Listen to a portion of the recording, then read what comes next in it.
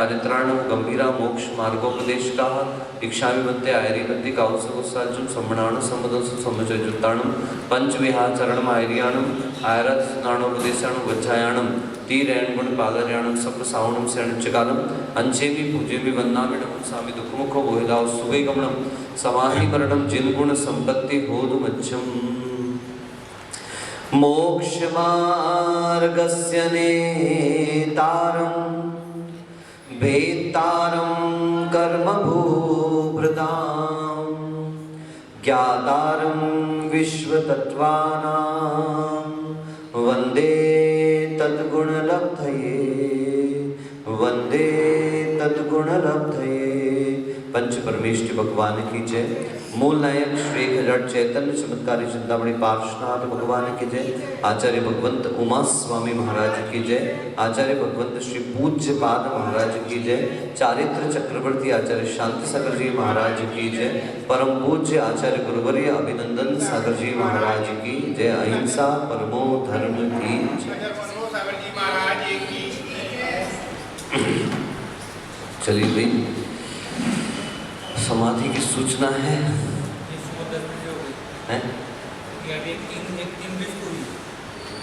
एक सुबह 10:50 पर और एक अभी 3:30 बजे की समाधि। चलिए एक बार थोड़ा सा देख लें विषय, फिर उनकी चर्चा करेंगे अपन लोग। हाँ हाँ, गोमटेश्वर में ऐसी समाधि हुई कि हम क्या बताएं। पहले तो इधर क्या नाम था उनका, श्रेय सागर जी महाराज, वासुपुत्र सागर, उनकी तो बहुत दिन से चली रही थी संलेखना। इधर उनकी दोपहर में समाधि हुई और संलेख मतलब समाधिवरण हुआ। पूरा संघ उनको लेकर के मठ के पीछे अंतिम संस्कार के लिए गया। जब हम लोग लोहा पद्मनाथ जी और सब वहीं थे, सिर्फ जिनसेन या एक आध कोई महाराज जी इधर इनके पास थे, क्या बोलते हैं, अचल नंदी जी के, पद्मनाथ जी के शिष्य के पास, और ठीक थे। बस एक दिन पहले थोड़ी तबीयत खराब हुई थी अचल नंदी जी की। हम लोग लौट करके आए तो पुलिस वाले जो है ना वहाँ गार्ड थे, वो दौड़ रहे थे। तो हमने लगा क्या हो गया, बोले आप लोग जाओ, आपके एक और चले गए हैं, एक और चले गए। तो हम लोग भागे बिल्कुल स्पीड से, जाके देखे तो पता चला अचल नंदी जी का भी स्वाहा हो गया। अब वहाँ पे तुरंत, क्योंकि शाम इतनी हो चुकी थी कि दिन भर रात भर बॉडी रखना संभव था नहीं, उस समय इतना उजाला था कि अपन ले जाएंगे तो काम हो जाएगा मुझे। अब मेरे पास आए एक दो महाराज, सच्चिदानंद जी बोले महाराज अभी इतने समय में अब कुछ भी हमारे पास उपलब्ध नहीं है, आपका सिंहासन दे दो। छोटा सिंहासन था, पहला मेरा तो नहीं, अहमदाबाद वालों का है, बिहार में उन्होंने भेजा था। मैं ले जाओ, क्या दिक्कत है करके मैंने तुरंत अपना सिंहासन दिया उनको। तो उसमें फटाफट, क्योंकि टाइम इतना नहीं था, फटाफट बांधा। उधर से तो महाराज लोग आ ही नहीं पाए और यहाँ से दूसरी उठ गई फट करके। शाम के शाम उनका भी वो हो गया। लेकिन देखो कैसे पूरे समय जीवन भर पद्म नंदी जी, अचल नंदी जी अगल बगल बैठते थे, और जब मरण का समय सम्मुख हुआ तो पद्म नंदी जी, इसलिए जैसे जिसका पुण्य होता है वैसे ही कार्य। कल वो दादाजी जो भरतेश्वरी के पिताजी थे, उनका तो बहुत अच्छा हो सकता था दीक्षा, लेकिन जिसके अपने कर्म का उदय जैसा होगा वैसे ही काम होने वाला है। चारित्र मोहनी कर्म का उदय था तो समय के पूर्व अपन को ज्ञात नहीं हो पाया। अगर समय के पूर्व यहाँ पर सूचना आती तो दीक्षित होकर के इतने समय से अच्छे नियम संयमों का पालन भी कर रहे थे, सब कर रहे थे। अंगे को चालू कर रहे हो। चलिए भैया, अब अपने विषय पर अपन आ जाए। थोड़ी सी एक धारणा पक्की बनाना अपन को। मिथ्यात्व का गुण स्थान पहला है, सासादन का गुण स्थान दूसरा है, सम्यक मिथ्यात्व का गुण स्थान तीसरा। चूंकि सम्यक्त्व का प्रकरण चल रहा है, इन तीन की तो कोई चर्चा अपने पास है ही नहीं। उपशम सम्यक्त्व दो प्रकार का होता है। कितने प्रकार का भाई साहब, किताब पर ठीक से बैठो। उपशम सम्यक्त्व कितने प्रकार का होता है, बोलिए। प्रथमोपशम सम्यक्त्व, द्वितीयोपशम सम्यक्त्व। मिथ्या दृष्टि जो 5 या 7 प्रकृतियों का उपशम करता है, उससे होने वाले परिणामों की निर्मलता को उपशम सम्यक्त्व कहा जाता है। उपशम शब्द का अर्थ ही है दबा देना। क्या होता है उपशम शब्द का? शक्ति को दबा देना। ये हाथ से पकड़ के नहीं दबाया, किंतु मिथ्यात्व, अनंतानुबंधी और सम्यक मिथ्यात्व, सम्यक प्रकृति मिथ्यात्व, इन 7 प्रकृतियों की शक्ति को दबा देने का नाम उपशम सम्यक्त्व है। 5 ऐसा कि मिथ्यात्व पहले अकेला, और उपशम होते ही 7 जो है मिथ्यात्व 3 टुकड़ों में विभाजित हो जाता है, इस कारण 7। तो 5 भी कह सकते हैं और 7 भी कह सकते हैं, ठीक है। इसके अलावा द्वितीयोपशम सम्यक्त वह सम्यक्त होता है जो कोई क्षयोपशम सम्यक दृष्टि जीव पूर्व उपशमित प्रकृतियों का दोबारा उपशमन करता है, उसको द्वितीयोपशम सम्यक्त्व कहा जाता है। उपशम सम्यक्त्व के 4 गुण स्थान, प्रथमोपशम के, चौथा, 5वां, 6वां और 7वां, अच्छे से माइंड में रखना। उपशम सम्यक्त्व के 4 ही गुण स्थान, चौथा, 5वां, 6वां और 7वां, ठीक है। द्वितीयोपशम सम्यक्त्व के कितने गुण स्थान गिन लीजिए, चौथा, 5वां, 6वां, 7वां, 8वां, 9वां, 10वां और 11वां, ये कुल हो गए आपके 6 और 2 8 गुण। अब प्रश्न उठना चाहिए, आपने कहा था जो श्रेणी चढ़ने के सम्मुख होगा उसी को द्वितीयोपशम होगा, तो चौथे गुण स्थान वाला श्रेणी चढ़ सकता है क्या? 5वें गुण स्थान वाला श्रेणी चढ़ सकता है क्या?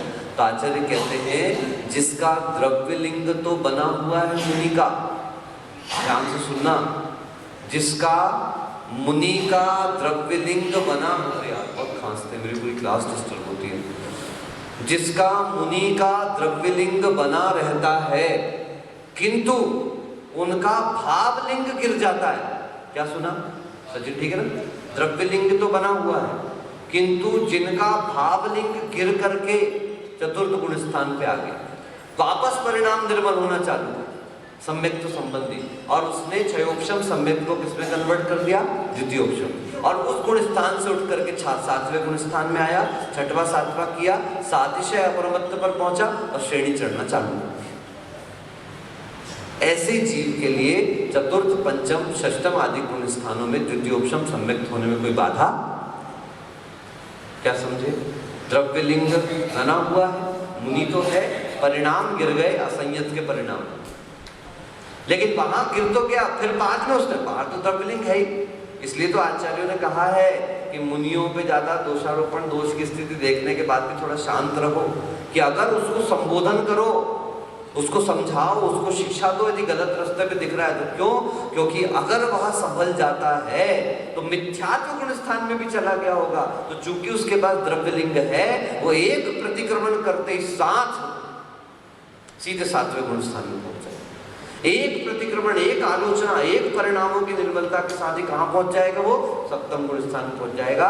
आप सारी जिंदगी मुनियों के दोष ढूंढते बैठे रह जाओगे, और जाने वो कितनी बार गिर करके और परिणाम संभाल करके ऊपर के गुण स्थानों में पहुंच जाएंगे। इसलिए अपनी अपनी भूमिका के योग्य ही अपन को अपना ध्यान रखते हुए चलना चाहिए, ठीक है। ये हो गया छायिक सम्यक्त्व, चतुर्थ गुण स्थान से आगे के सारे गुण स्थानों तक रह सकता है। इस प्रकार से 3 बातें इसकी हो गई। दूसरी बात, छायिक सम्यक दृष्टि, बोलो। उपशम श्रेणी भी चढ़ सकता है और छपक श्रेणी भी चढ़ सकता है। छायिक सम्यक दृष्टि, अगर उसके मोहनीय कर्म के नाश का समय आ चुका है, उसके आयु आदि, या तो मोहनीय कर्म की सत्ता पूर्ण होने वाली है या तो आयु कर्म पूर्ण होने वाला, दोनों स्थितियों में वह छपक श्रेणी चढ़ के निर्वाण की तैयारी कर लेगा, केवल ज्ञान उसको प्राप्त हो जाएगा। और अगर अभी आयु आदि कर्म बहुत शेष बचा हुआ है, मोहनी कर्म की लंबी चौड़ी सत्ता बची हुई है, तो ऐसा छायिक सम्यक दृष्टि जीव चारित्र मोहनीय कर्म की 21 प्रकृतियों का उपशम करता हुआ उपशम श्रेणी चढ़ेगा। तो छायिक सम्यक दृष्टि दोनों श्रेणी चढ़ सकता है, लेकिन क्षयोपशम सम्यक दृष्टि जो जीव है, पहली बात तो श्रेणी चढ़ेगा तो द्वितीयोपशम करेगा, और वो सिर्फ उपशम श्रेणी ही चढ़ सकता है। क्या कहा भाई? छायोपशमिक सम्यक दृष्टि जीव द्वितीयोपशम सम्यक्त्व कर करके और कौन सी श्रेणी चढ़ सकता है? सिर्फ उपशम श्रेणी। छायिक सम्यक दृष्टि दोनों श्रेणी चढ़ सकता है। बस एक जीव अपने एक जीवन में 2 बार उपशम श्रेणी चढ़ सकता है अधिकतम। ये बहुत इंपॉर्टेंट पॉइंट्स हैं। एक जीव अपने एक जीवन में अधिकतम 2 बार उपशम श्रेणी चढ़ सकता है, और अपने अनंत जीवन में सम्यक्त्व से लेकर के निर्वाण के बीच में 4 बार ही उपशम श्रेणी चढ़ सकता है। एक भाव में 2 बार, और जब से सम्यक्त्व प्राप्त किया मुनि बना, तब से लेके निर्वाण तक अगले भाव और पिछले भाव सारे मिलाकर अधिकतम कितनी बार चढ़ सकता है? 4 बार ही उपशम श्रेणी चढ़ सकता है। आई बात समझ में? इस भाव में, एक भाव में 2 बार और संपूर्ण भावों को मिलाकर कुल 4। ये कुछ मूल बातें हैं जिनको ध्यान रखना। उपशम सम्यक दृष्टि का मरण नहीं होता। सब सुन लो, रट लो ये बातें, आप लोगों के लिए भी काम की है, क्या पता कब ये विषय समझ में आ जाए। उपशम सम्यक दृष्टि का मरण नहीं होता, पक्का। लेकिन उपशम सम्यक दृष्टि थी, उसी बीच काल में साधन को प्राप्त हो जाए तो उसका मरण। किसी ने पूछा उपशम सम्यक दृष्टि का मरण? हाँ, अनंतानुबंधी की उदय की अपेक्षा से मरण हो सकता है। वो साधन में चल जाए तो मरण हो जाए। फिर कहा उपशम सम्यक दृष्टि का मरण नहीं हो सकता महाराज, आपने कहा था। हम भी कह रहे हैं प्रथमोपशम सम्यक दृष्टि का मरण नहीं हो सकता, किंतु द्वितीयोपशम का हो सकता। अब फिर पूछा द्वितीयोपशम सम्यक दृष्टि का मरण हो सकता है? फिर एक बार कहेंगे एक स्थान ऐसा जहां पे नहीं हो सकता। श्रेणी चढ़ते समय 8वें गुण स्थान का जो प्रथम भाग है उसमें मरण नहीं होता, शेष भागों में मरण हो सकता है। ये कुछ मूल बातें हैं, आइए देखते हैं। इंद्रियानुवादेन पंचेंद्रियाणाम संगिनाम तृतीयम अपि अस्ति। आप लोग लगा लीजिए, इंद्रिय अनुवाद से पंचेंद्रिय संगी जीवों में तीनों प्रकार के सम्यक्त्व पाए जाते हैं। अभी इंद्रिय की बात चली, अब तिर्यंच नहीं, मनुष्य नहीं, देव नहीं, नारकी नहीं। अब जिसके पास पंचेंद्रियां हैं उन सबको तीनों सम्यक्त्व पाए जा सकते हैं। उपशम भी, क्षयोपशम भी और क्षायी। ना इतरेषाम, यानी 1 इंद्रिय, 2 इंद्रिय, 3 इंद्रिय और 4 इंद्रिय। इन जीवों को अभी यहां पे भी इन्होंने एक गड़बड़ कर दिया। इंद्रियानुवादेन पंचेंद्रियाणाम संगिनाम लिख दिया। इनको संगी लिखना नहीं चाहिए था, ये इंद्रिय मार्गणा है। क्या मार्गणा है ये? और इंद्रिय मार्गणा में आप संगी मंगी का कोई भेद नहीं कर सकते। आप इंद्रिय मार्गणा में सिर्फ इंद्रिय की बात करिए। पंचेंद्रिय जीवों में तीनों प्रकार का सम्यक्त्व पाया जाता है। पकड़ी बात? 1 इंद्रिय, 2 इंद्रिय, 3 इंद्रिय, 4 इंद्रिय जीवों में तीनों में कोई भी सम्यक्त्व नहीं होता। क्या होता है यह भी हमारा विषय नहीं है। अभी निर्देश किसका चल रहा है? सम्यक्त्व का। निर्देश किसका चल रहा है? मार्गणा नहीं चल रही है। मार्गणा में खोज करना तो मिथ्यात्व को भी चुनना पड़ेगा, लेकिन यहाँ सिर्फ सम्यक्त्व का निर्देश चल रहा है। जैसे 3 ही प्रकार का सम्यक्त्व है, इस कारण से पंचेंद्रियों में तीनों सम्यक्त्व और 4 इंद्रियां जो बची हैं 1, 2, 3, 4, उनमें किसी भी प्रकार का सम्यक्त्व नहीं पाया जाता है। पक्की बात है? सचिन भैया ने कहा वो समझ में है, संगिनाम नहीं लिखना चाहिए। समझ रहे हो? जब इंद्रिय अनुवाद चल रहा है तो संगी का क्या काम है? इंद्रियानुवाद में जब संज्ञानुवाद चलेगा तब संगी संगी का भेद लिखना पड़ेगा, है ना। आइए आगे बढ़ते हैं। कायानुवादेन त्रस कायिका नाम, महाराज आप लोग भी टीका लगा सकते हो। कायानुवादेन, ये एन शब्द जहां लग रहा है वो तृतीया है। मैंने उस दिन बताया दुखेन, कायेन, पुरुषेन, रामेण, राम से, है ना। तो कायानुवादेन यानी काय के अनुवाद से, त्रस कायिका नाम, षष्ठी का बहुवचन, कायस्य कायिका नाम। रोज के उदाहरणों से पकड़िए। अज्ञान तिमिरांधस्य, अज्ञान रूपी अंधकार से जो अंधे हुए हैं, षष्ठी विभक्ति, एक वचन, बहुवचन कर दीजिए। अज्ञान तिमिरांधानाम, तो यह कायस्य का बहुवचन क्या बन गया? कायिका नाम। तो क्या कर दिया? त्रस कायिका नाम तृतीयम अपि अस्ति। त्रस जीवों में तीनों प्रकार का सम्यक्त्व पाया जाएगा। देखो महाराज, त्रस जीवों में 2 इंद्रिय भी आते हैं, 3 इंद्रिय भी आते हैं, पर हम कहेंगे आप फिर इंद्रिय की बात क्यों करने लगे? हम तो अभी काय की अपेक्षा से षटकाय के जीव होते हैं। पृथ्वी काय, जल काय, अग्नि काय, वायु काय, वनस्पति काय और त्रस काय। तो त्रस्काय जीवों में तो सामान्य से तीनों सम्यक्त्व पाए जाते हैं, और दूसरा कौन सा स्थावर काय यानी पृथ्वी जल अग्नि वायु वनस्पति में इनमें किसी भी प्रकार का सम्यक्त्व नहीं पाया जाता। योगानुवादेन त्रयाणाम योगिनाम तृतीयम अपि अस्ति। मन वचन काय तीनों प्रकार के योगियों में तीनों प्रकार का सम्यक्त्व पाया जाता है। बोलिए भैया। अभियोग में आ गया इंद्रिय वन कई इंद्रिय च काय जोए वे कसाय नाणे। ये 20 प्ररूपणाएं जो है प्ररूपणा में लगा रहे हैं उसको। चलिए क्या हो गया, योगानुवाद से तीनों प्रकार के योगों में तीनों प्रकार का सम्यक्त्व पाया जाएगा। अयोगिनाम क्षायिकमेव, या अयोगी जीवों में सिर्फ क्षायिक सम्यक्त्व पाया जाए। अयोगी कौन? 14वें गुण स्थान पर। वेदानुवादेन त्रिवेदानाम तृतीयम अपि अस्ति। इसमें भी देखो योगानुवाद में घोटाला है भैया। एक इंद्रिय जीवों के पास सिर्फ काय योग होता है? एक इंद्रिय जीवों के पास सिर्फ काय योग होता है। 2 इंद्रिय जीव से 2 योग चालू हो जाते हैं। कौन कौन से? वचन योग और काय योग। और असंगी जीवों में आते ही साथ मन वचन काय तीनों योग हो जाते हैं। लेकिन यहाँ पर त्रयाणाम योगी नाम लिखने की आवश्यकता क्या पड़ी? क्योंकि मन वचन काय को हम सामान्य लेके चल रहे हैं। सामान्य लेने पर तीनों प्रकार का सम्यक्त्व पाया जाएगा। वेदानुवादेन त्रिवेदानाम तृतीयम अपि अस्ति। तीनों प्रकार के वेदों में तीनों प्रकार का सम्यक्त्व पाया जाता है। चलिए भैया उषा दीदी, क्षायिक सम्यक्त्व में नपुंसक वेद कैसे होगा?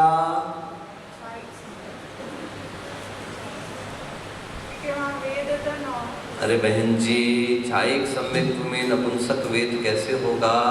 एक बार में छट से जवाब आना चाहिए। क्षायिक सम्यक्त्व नपुंसक वेद के साथ कहाँ बनेगा? याद करो। बाकी तो नपुंसक वेदियों को क्षायिक सम्यक्त्व हो सकता है क्या? अरे नरक में नारक सम्मोचनो नियमात नपुंसकानि, नियम से नपुंसक होते हैं ना। बस तुरंत बोलो कि क्षायिक सम्यक्त्व से नपुंसक लिंग कहाँ बनेगा? नरक में। ज्यादा श्रेणिक उदाहरण पकड़ो, श्रेणिक को तो भूलना ही नहीं कभी, है कि नहीं? उसके निमित्त से तो आज अपन को इतना ज्ञान हो रहा है। श्रेणिक प्रश्न नहीं करता महावीर भगवान से तो अपन सब खंडन गोपाल बैठे होते काला अक्षर भैंस बराबर है। 60,000 प्रश्न पूछने वाला जो श्रेणिक, और उन्हीं के निमित्त से आज ये सब ग्रंथ समुदाय अपन को दिखाई दे रहा है। गणधर के द्वारा भी नहीं कहना। राजा श्रेणिक एक पात्र बने, और बिना पात्र के दान फलदायी नहीं होता। उत्तम पात्र था, योग्य पात्र था, प्रमुख श्रोता पात्र ही कहते ना। आइए अपगत वेदानाम। अब देखो फिर से पूछूंगा प्रश्न ना। अपगत वेदानाम औपशमिकम क्षायिकम चास्ति। अपगत वेदियों में 2 प्रकार का सम्यक्त्व, औपशमिक सम्यक्त्व और क्षायिक सम्यक्त्व। कहाँ से अपगत वेदी हो जाता है जीव? 9वें गुण स्थान से। 9वें गुण स्थान के आधे भाग से जीव वेद रहित हो जाता है। इसलिए उनको क्या कहा जाता है? अब कोई स्त्री वेद नहीं, कोई पुरुष वेद नहीं, कोई नपुंसक वेद नहीं, अपगत वेदी। क्या बन गया? 9वें गुण स्थान के आधे भाग से अपगत वेदी बन गया। वहां पर 2 ही सम्यक है। हाँ, भावई वेद मतलब भाव, लिंग से नहीं हुआ। लिंग नष्ट नहीं हो गया भैया। लिंग तो पुरलिंग है पूरा का पूरा, लेकिन भाव से अपगत वेदी। इसलिए तो स्त्रीलिंग, स्त्री वेद और नपुंसक वेद से मोक्ष में बाधा नहीं है, क्योंकि 90 गुण स्थान तक तो वेद की चर्चा है। 90 गुण स्थान के आगे वेद से कोई मतलब ही नहीं है साहब। वेद कोई प्रभावशाली नहीं। वैसे भी 7वें गुण स्थान के 7 भाग पर पहुंचते ही साथ वेद संबंधी एहसास का कोई प्रभाव ही नहीं रहा। लेकिन फिर भी जो डिम लाइट की तरह भी तो है 8वें गुण स्थान, 9वें गुण स्थान, वहाँ वो समाप्त हो जाता है। उपशम श्रेणी है तो उसका उपशम हो जाता है, छपक श्रेणी है तो उसका क्षय हो जाता है। ठीक है, तो अपगत वेदियों में 2 सम्यक, औपशमिक द्वितीयोपशम की अपेक्षा से और क्षायिक सामान्य की अपेक्षा से। कषायानुवादेन चतुष्कषायाणाम तृतीयमपि अस्ति। चारों कषायों में तीनों प्रकार का सम्यक्त होता है, क्योंकि भैया संज्वलन कषाय भी रहती 10वें गुण स्थान तक।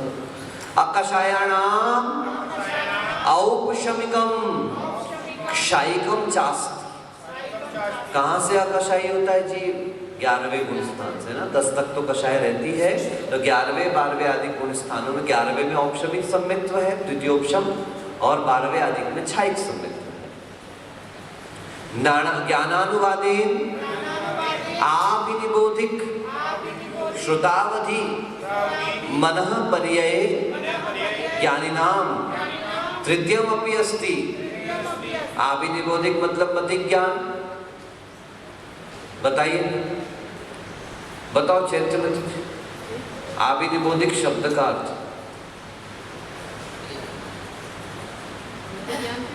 वो तो मुझे भी पता है। आभिनिबोध शब्द का मति से क्या संबंध, कैसे व्याख्या करेंगे? बोलिए प्रशस्ति जी। मति ज्ञान तो है, नाम तो, पर आभिनिबोधिक का मतलब क्या हुआ? सुवर्ष्मति जी, अनुसरण सागर जी, ध्यान में नहीं आ रहा, ठीक से बैठो तो ध्यान में आएगा थोड़ा। बोलिए अनुकरण जी, पूज्य सागर जी, शुद्ध भक्ति याद करो। बोलो उषा दीदी।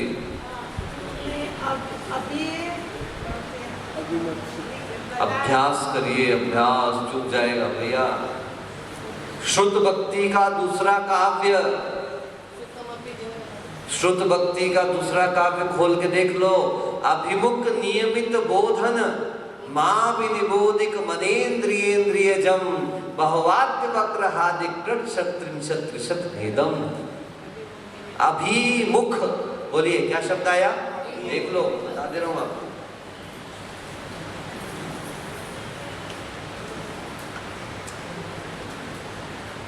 अभी नी और बोध। बोध का मतलब तो हो गया ज्ञान। नी शब्द का अर्थ हो गया नियमित, और अभी का हो गया अभिमुख। कई बार आप लोगों को बताया मैंने, जब भी शब्द आता तो इसलिए बार बार पूछता हूँ ताकि आप विस्मृत ना कर जाए इस चीज को, है? क्या हुआ? इनको तो पता होगा ना, सचिन को नहीं पता? मतिक ज्ञान का दूसरा नाम है आभिनिबोधिक ज्ञान। कौन सा ज्ञान? अभि का मतलब हुआ अभिमुख, जो सम्मुख है। अभिमुख का मतलब क्या होता है? सम्मुख। नियमित, जो एप्रोप्रिएट है, पेंसिल लिखने के काम आती है। नियमित मतलब क्या हुआ? इसका रेगुलर अर्थ क्या है पेंसिल का? किस काम आती है? फेंक के मार भी तो सकते हैं, ठीक है ना? उसके दूसरे क्या उपयोग है वो हमारे लिए इंपॉर्टेंट नहीं है। पिच्छिका परिमार्जन के काम आती है, ये मति ज्ञान के अंतर्गत आएगा। इस पीछे से आशीर्वाद भी दे सकते हैं। ये मोर के पंख की है, इसके सफेद वाले मोर भी होते हैं, इसमें कितने पंख लगाते हैं, ये सब शुद्ध ज्ञान का विषय है। नियमित अर्थ जो कैमरा, नियमित अर्थ है फोटो खींचने का।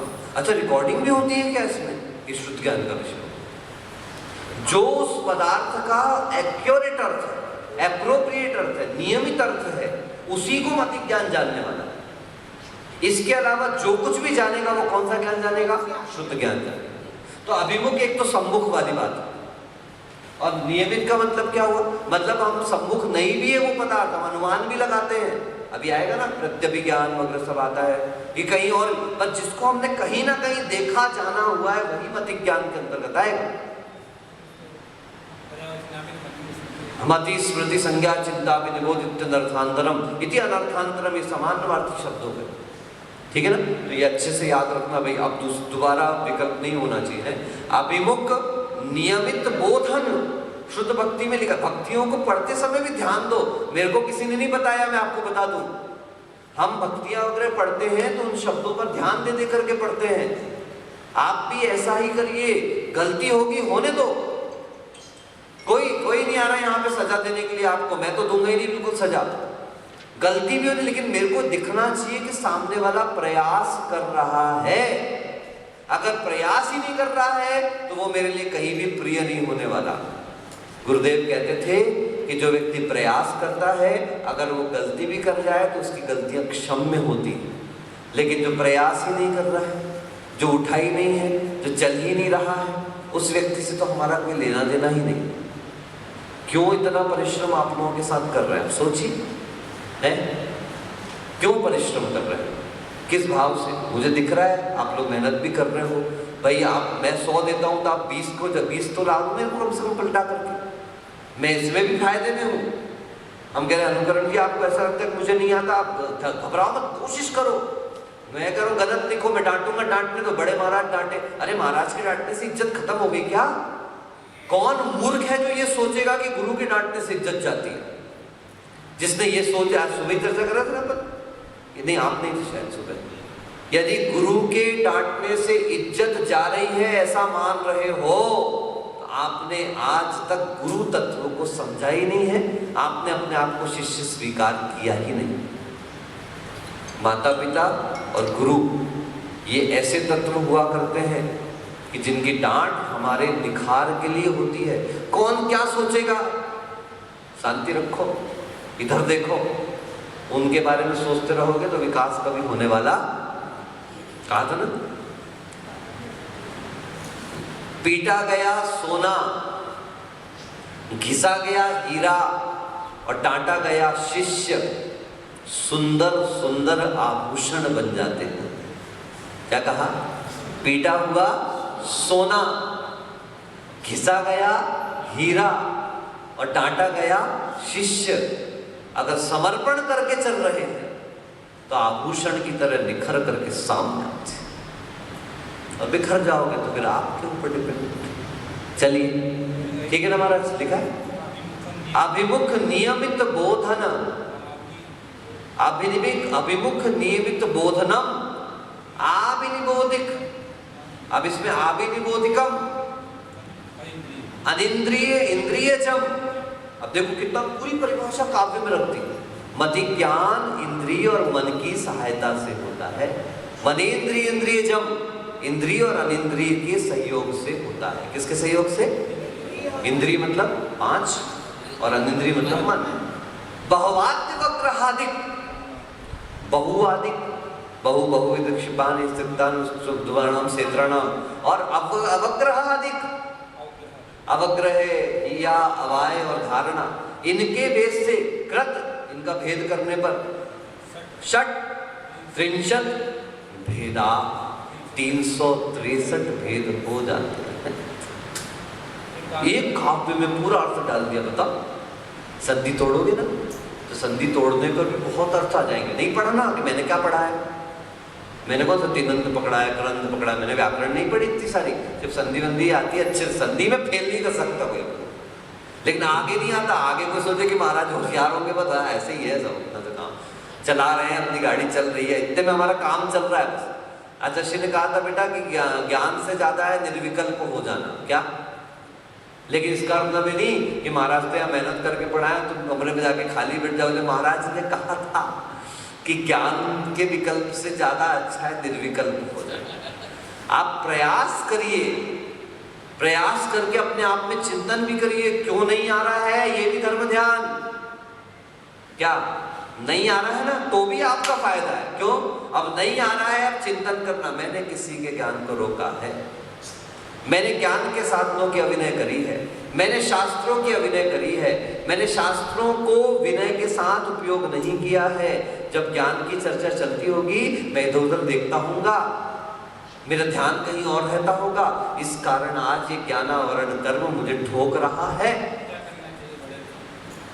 पुरुषार्थ करना चाहिए, कोशिश करना चाहिए, ज्ञान के साधनों की विनय करनी चाहिए, ज्ञानवानों की विनय करना चाहिए। सूत्र दिया तत्प्रदोष निंदौ मात्सर्यांतराया साधनोपघाता ज्ञान दर्शनावरण योग। ज्ञानावरण दर्शनावरण के आश्रम के कारण बताए।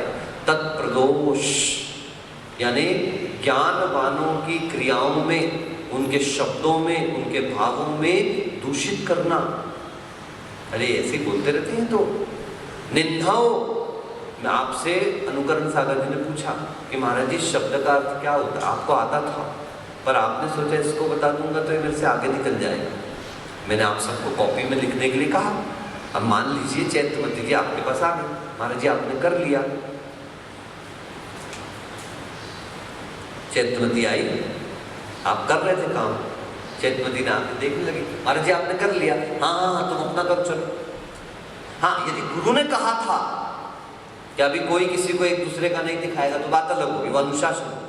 मगर यदि आपके पास नॉलेज है और कोई योग्यता से, विनय से आकर के आपके पास पूछता है और आप नहीं बताते हैं, इस दोष को क्या कहा जाता है? निंदाओ, छुपाना, ज्ञान के साधनों को छुपाना, ज्ञान की बातों को छुपाना, उन निमित्तों को छुपाना निंदाओं के नाम। मात्सर्य, मात्सर्य भाव है, इसको तो बता दिया, इसको नहीं बताएंगे। ईर्ष्या, घृणा, जुगुप्सा, साधनों, आसाधना, अभी कर दिया, ग्रंथ मेरे पैर के पास रख के चले गए। आपके पैर टच हो रहे हैं बार बार ग्रंथ से, आपकी साड़ी टच हो रही है बार बार, चौकी दूर रखो। आपसे नाभि से नीचे ग्रंथ है आपका, आप ऊपर से लेके चले आए, ऐसे करके लेके चले करके आ गए। कोई आए तो कोई भाई साहब, मैं तो रखता नहीं कभी, मान लो ये मेरा कोई ग्रंथ है, मैं ऐसे कांख में दबा करके लेकर के आ गया, मैं चटाई के साथ ग्रंथ लेकर के आ रहा। आप 2 बार ऊपर चढ़िए उतरिए। कमंडल वाले हाथ में कभी ग्रंथ नहीं पकड़ना, कमंडल के साथ कभी ग्रंथ नहीं पकड़ना, कमंडल अलग, ग्रंथ पीछे वाले हाथ में ऊपर करके लाइए। ग्रंथ हमेशा ऊपर रख करके, आप सोचो नहीं पढ़ के भी ज्ञानावरण करण का शोभशम पड़े। और दूसरा महाराज, ज्ञानावरण का शोभशम सबसे ज्यादा अगर किस चीज से बढ़ता है तो ध्यान और संयम से। किससे बढ़ता है महाराज जी? ध्यान आपको एकाग्र करता है और एकाग्रता स्मरण शक्ति की वृद्धि का कारण होती है। मैंने बहुत महसूस किया है इस बार। आज कितनी शांति थी दोपहर में, अपन लोग सब सामयिक के लिए बैठे थे ना, मैंने किसी की तरफ देखा। आज मैंने पूरा सहस्त्रनाम का करेक्ट पाठ कर दिया। ऐसा नहीं किताब भी सामने रखी थी, पर मैंने किताब नहीं देख रहा, किताब वो इसलिए सामने रखी थी, निद्रा देवी चपाटे मार रही थी बहुत ज़्यादा, इसलिए कहीं चूक जाऊं तो रख लिया था मैंने सामने। पर आज कंसंट्रेशन बन गया तो बहुत। कल मैं ऊपर सामायिक करने के लिए बैठा, अब किस्मत की बात की बहुत सारे बाहर के दर्शनार्थी आए, मैंने पाठ भी चालू कर दिया लेकिन मेरा कंसंट्रेशन बिगड़ गया पूरा। तो इसलिए एकाग्रता, एकांत स्थान, सामायिक क्यों कह रहे हैं? थोड़ा सा ऐसे स्थान पे अपन साथ करें, बात अलग है, साधु साधु को देखें, पर अपन भी कैसे बैठे जिसमें अपना ध्यान एक दूसरे की तरफ नहीं जाता। मरे सामने वाला, उसको जो करना करे, अपन शिक्षा दे सकते हैं, अपन सीख दे सकते हैं, अपन संभाल सकते हैं। हम तो ये भी नहीं कहे मरे क्यों वो सामने वाला, लेकिन फिर भी जब अपन उसको संभाल के थक गए तो सुनो आप थको मत, हम थकने के लिए मोक्ष मार्ग पर नहीं आए, थकावट दूर करने के लिए आए। अपना संभाले, अपना लोटा छाने, आप सामने वाले को मिटना ही है तो वो मिटता रहे। एक सीमा तक के आप किसी को बता सकते हो। तो हमारा संयम जो है वह आपकी श्रुति की वृद्धि का कारण बनता है। मैं उदाहरण दिया था ना आपको, आचार्य श्री विशुद्ध सागर जी महाराज, उन्होंने स्वयं अपने मुख से घटना सुनाई थी। एक भी काव्य याद नहीं होता था, एक श्लोक याद नहीं होता था, बैठ जाते थे नियम लेकर के कि अगर आज याद नहीं हुआ तो मैं आहार को नहीं उठूंगा या नमक नहीं खाऊंगा। परिणाम देखिए, हजारों गाथाएं कंठस्थ है और इतना अच्छा उन गाथाओं का मर्म बताने वाले साधु हैं। अपना जहां चिंतन नहीं जाता वहां उनके चिंतन। अरे उन्होंने नवयुवकों के मुख पर समय सार की सुक्तियां डाल दी। कुछ भी बात हो, जो है सो है, आत्मस्वभावम परभाव भिन्नम, धन्ना ते भगवंता। ज्ञानी, अरे कम से कम संबोधन तो अच्छे कर रहे हैं, एक दूसरे को अच्छा संबोधन करिए। अबे तबे चले फटे, क्या है ये सब? अरे बात भी करो तो ज्ञानी कहकर के बात करी उन्होंने। सामने वाले व्यक्ति को सम्मान देने के चक्कर में हुआ क्या, आप सम्मानित हो गए। आपने जैसे ज्ञानी शब्द कहा वैसे ही आपके महाराज ज्ञानावरण करण के कई प्रदेश निर्जरा को प्राप्त हो गए। आपका जो नुकसान में थे फायदे में चले गए। इसलिए ये मत सोचना कि सिर्फ पढ़ाई अनुकरण, क्या ये मत सोचना पढ़ाई पढ़ाई से कुछ हो रहा। मैं 100 बार आपसे भी कहता हूँ महाराज साहब, अगर पुस्तक खोलिए तो पब्लिक नहीं, और पब्लिक है तो पुस्तक। क्या कहा? अगर ग्रंथ पढ़ रहे हो, अध्ययन कर रहे हो, तो ऐसी स्थिति में आप पुस्तक को व्यवस्थित बंद कर दीजिए। उदाहरण देखिए, इस बार श्रवण बेलगोला में स्वस्ति श्री चारुकीर्ति भट्टारक जी महाराज ने हम लोगों को एक बहुत अच्छा एक घटना सुनाई, एक चिंतन अपना सुनाया। नया चिंतन था, बहुत अच्छा लगा हमको सुनकर। अभी तक के अपनी धारणा ये थी कि गृहस्थों के सामने धवला आदि ग्रंथों का स्वाध्याय नहीं करना। तो क्यों नहीं करना? वो गृहस्थ उसके योग्य नहीं। अरे पंडितों ने तो सारा काम किया है धवला का, पंडितों को क्या कर दिया? वो भी तो गृहस्थ है। तब चारुकीर्ति जी ने कहा कि महाराज जी, सब संतों के बीच में मैं एक चिंतन आपके, जिस दिन संभवतः देवनंदी महाराज जी का प्रवेश हुआ था, उस दिन उनका वक्तव्य था इस बारे में। तो उन्होंने कहा कि ऐसा भी तो संभव है कि आगम में राजपुरुषादिक के भी सम्मान की बात कही है। तो मैं आचार्य हूं, कलेक्टर आ जाए, सीएम आ जाए, पीएम आ जाए, कोई ऐसा राजनयिक व्यक्ति आ जाए, मैं उसको क्या सम्मान दूं? सिंहासन दे दूं, ऊपर बिठा दूं? नहीं, वो उस कमेटी का काम है कहां बिठा दूं, मेरा काम नहीं है। जब रामदेव बाबा आचार्य विद्यासागर जी महाराज के पास आए तो पूरा आचार्य बैठे थे और पास में नीचे सारे मुनिराज बैठे थे पाटों के ऊपर, और वहाँ एक पाटा उनके लिए लगा करके रखा था, मुनियों के बराबरी में एक पाटा लगा, क्योंकि वो अन्य संत के साधु तो वो भी है ना, उनकी दृष्टि में तो वो भगवान है, उनको आप कैसे जमीन पर बिठा सकते? वो खुद बैठ जाए बात अलग। तो अभी जैसे ही उनका प्रवेश हुआ तो आचार्य महाराज आइए करके आचार्य ने कहा। अब वो समझदार व्यक्ति था, वो अपना आसन देख करके बैठ गया। तो ये हमको भी, कितने बड़े भी आचार्य हो जाएं, परंतु कुछ लोग मुनियों को नहीं निभाना लोक व्यवहार में। बार बार कह रहा हूँ, आचार्य है तो उसको लोक व्यवहार भी निभाना पड़ेगा। विनयाचार है, पंचाचार के पालन करने वाले हैं। नहीं, विनयाचार तो वो शास्त्रों के विनय में आ जाएगा। अब क्या कहा उन्होंने कि क्या बता रहे थे? हाँ, चारुकीर्ति जी। तो उन्होंने कहा कि राजपुरुष आदि के आने पर, अब इतने बड़े ग्रंथ आप पढ़ रहे थे, तो जैसे चामुंडराय महामंत्री आए तो महाराज ने अपने ग्रंथ का निष्ठापन किया, बंद कर दिया। लोक प्रसिद्ध मान्यता क्या है कि गृहस्थों के सामने उसका स्वाध्याय नहीं करना, पर चारुकीर्ति ने कहा ऐसा ही एकांत से अपन नहीं मान सकते। ऐसा भी माने कि राजपुरुषादि जो बहुत व्यस्त व्यक्ति हैं और वो अपनी व्यस्तता में से आपकी आशीर्वाद और चर्या में सहयोग के लिए आए हैं, तो उस समय स्वाध्याय आदि को आप यदि विराम दें तो इसमें कोई बाधा नहीं है, क्योंकि आप किताब खोल के उनसे बात करोगे, इसका भी अभिनय होगा, ज्ञानावरण कर्म का बंद होगा, आपको भी उसको अज्ञानता में, बेचारा वो तो जानते ही नहीं, पर अज्ञानता में उसको बंद हो जाए। इसलिए और देखो, जैसे मान लो एकदम से कोई श्रावक आया, आप पढ़ाई कर रहे हो, ठीक है, आप ठीक है, एक बार नजर चली गई, कोई बात नहीं, देख लिया, मुस्कुरा लिया, अपनी पढ़ाई चालू। आप 15 मिनट करने वाले थे, मैं आपसे कहता हूँ 5 मिनट में बंद कर दो यदि आपको बात करने का विकल्प है तो। और 5 मिनट बाद 5 मिनट अब देखना मत उसकी तरफ।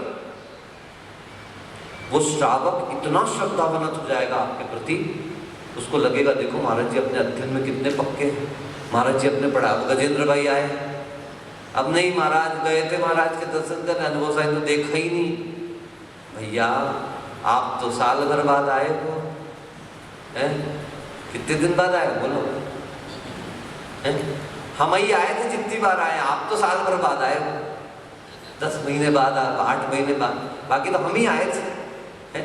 अब बोले गजेंद्र भाई आए, वो सोचे कि मैं आया, महाराज ने मुस्कुराए भी नहीं देख कर, महाराज ने देखा भी नहीं। भैया देखेंगे, मुस्कुराएंगे, पहले किसको देखेंगे? जो हमारे साथ, पहले किसको देखेंगे? जो हर पल हमारे साथ है। याद रखना, कोई ऐसा मूर्ख पुरुष नहीं होगा जो दूसरे के घर में रोशनी करने के लिए अपने घर में आग लगा दे, पर अपन सारे साधु यही कर रहे हैं, दूसरे के घर में उजाला करने के लिए अपन अपने घर को आग लगा रहे हैं। अपने व्रत, अपना स्वाध्याय, अपने मूल गुण छोड़कर दूसरे की बातों में लगना, करना धरना, ये सब करना, ये सारा का सारा अपना घर जलाना है, दूसरे को गर्मी देने के लिए, दूसरे को रोशनी देने। अपना घर जला करके दूसरे को रोशनी नहीं दी जाती, अपने घर की रोशनी से रोशनी दी जाती है। रोशनी अलग बात है, आग अलग बात है। चलिए, तो अभिनिबोधिक शब्द का अर्थ क्लियर हुआ। अभी नियमित, अभिनिबोधिक अभिमुख, नियमित बोधन, जो सम्मुख हो, पर्टिकुलर उसी चीज के लिए प्रयोग होने वाला नियमित, और बोध मतलब ज्ञान। और शुद्ध ज्ञान, अवधि ज्ञान और मन पर्याय ज्ञान, इन तीनों में तीनों प्रकार का सम्यक्त होता है। केवल ज्ञानी नाम क्षायिकम एव, केवल ज्ञानियों के लिए मात्र क्षायिक सम्यक्त होता है। कल हम विशेष है संयमानुवादित, वो कल देखेंगे। आज के लिए इतना है। नमोस्तुत आपराणिक स्वाध्याय निष्ठापन क्रियायाम श्री श्रुत भक्ति कार्य।